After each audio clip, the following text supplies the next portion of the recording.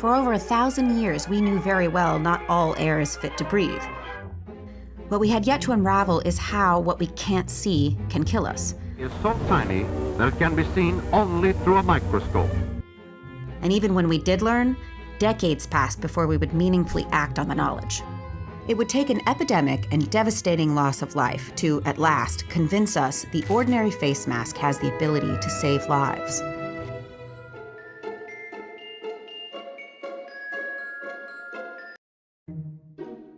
You may have seen this sinister-looking costume on Halloween, or maybe at the Rent Fair. It's known as a plague mask. In the 17th century, doctors would stuff herbs in the beak to ward off the plague. The belief of the day was that foul-smelling bad air, or miasma, carried disease.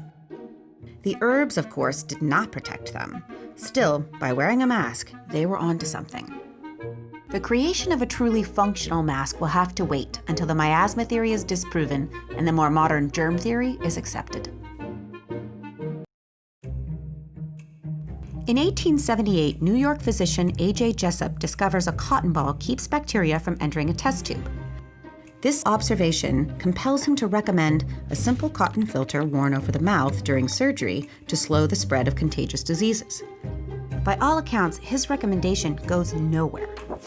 But in the 1890s, Karl Flügge, a German bacteriologist, makes a pivotal discovery. He demonstrates that respiratory droplets can carry bacteria. This is proof enough to convince doctors to use a mask in the operating room for the first time. A few of them, anyway. Just as many doctors reject and ridicule the suggestion. But advocates make the case for masks as plainly as they can.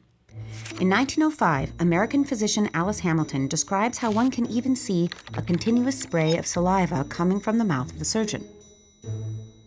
For more doctors, like British physician Berkeley Moynihan, there were no more excuses. The need to wear a mask was obvious. It is the custom among the unenlightened to scoff at the necessary precautions taken by those who practice aseptic surgery. We would learn soon enough the value of necessary precautions.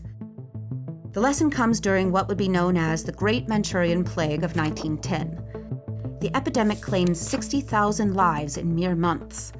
The assumption at the time was the disease was transmitted by rats or fleas.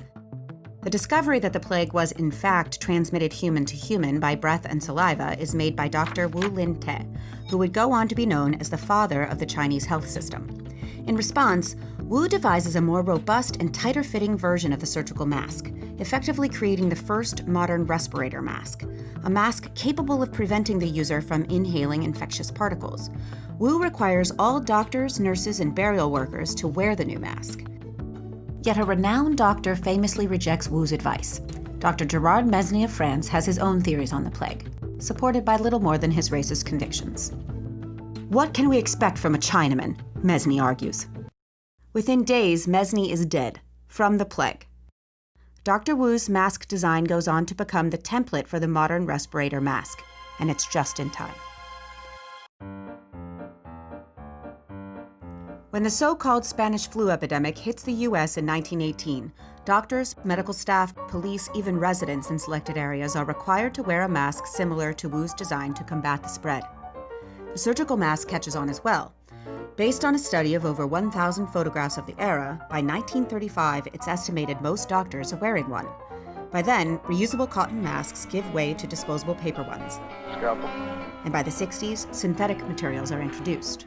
Pull the top strap over your Meanwhile, head. research is underway on the Resting mask it that high. today we are all too familiar with.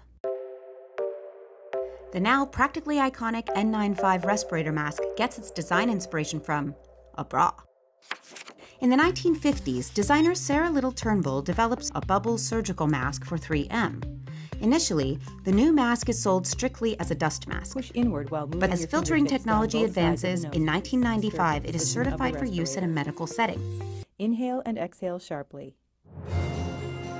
Centuries ago, we'd put on an oversized bird beak to save us from a deadly disease. Or so we thought. The N95, the surgical mask, and the everyday mask of today are the culmination of chasing mask technology that's breathable, comfortable, and lucky for us, we know they work.